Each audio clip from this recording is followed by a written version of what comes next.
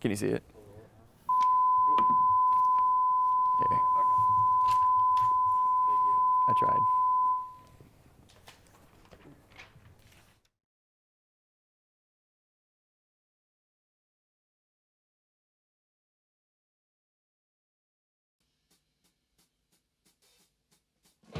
Generals gathered in their masses, just like witches at black masses. Evil minds that plot destruction. Music is one of the many ways that we humans have found to express ourselves. But with thousands of genres, there's some that get overlooked.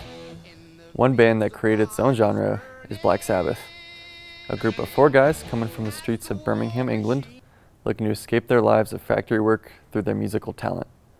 Releasing their first album in 1970, Black Sabbath is credited as the first heavy metal band. Their self-titled EP started off the charts at the 17th spot and spent 42 weeks on the charts, topping at number 8.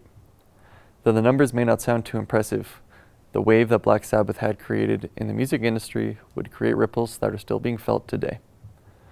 As soon as the 80s hit, there were already subgenres of this new sound emerging, with bands like Slayer and Metallica breaking onto the stage with speed and thrash metal, with fast aggressive play. These bands quickly gained a devoted following. At this time, you also had hair metal breaking onto the scene, and that appealed to a larger audience with pop influences and leather pants. Once we had gotten to the 90s, there had been even more introductions to the metal family, with additions like Korn, Limp Bizkit, and System of a Down bringing in the subgenre nu metal.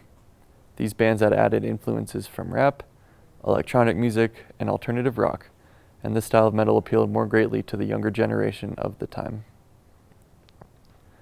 During the 90s, you also had the birth of Tool, who were heralded as one of the greatest bands of all time. Tool had brought in progressive metal, which pushed technicality and complexity within metal music.